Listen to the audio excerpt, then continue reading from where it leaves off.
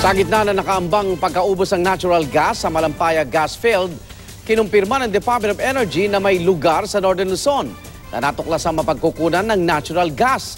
Kung saan yan? Alamin sa report ng saksing si Ruth Cabal.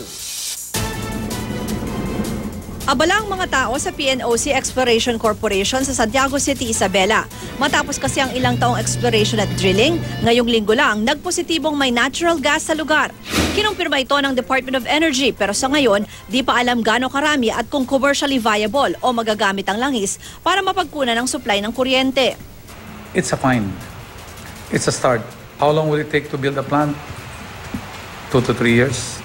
Dito sinlaki ng Malampaya Gas Project sa Palawan na may generating capacity na 2,700 megawatts at nagbibigay ng katumbas ng 40 to 45% na supply ng kuryente sa Luzon.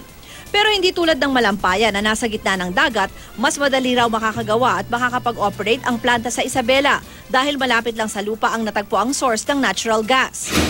Ang mga proyekto tulad dito, pinasa na ni dating DOE Secretary Jericho Pitilla kay Undersecretary Zenaida Monsada na tinalagang officer in charge ng ahensya.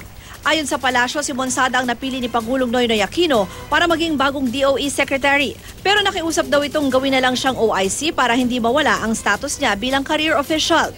Good news din ang hatid ng pagpasok ni Monsada dahil may aasahang oil price rollback sa isang linggo na hindi tataas sa piso dahil sa magandang presyuhan sa world market. Ako, si Ruth Cabal, ang inyong saksi.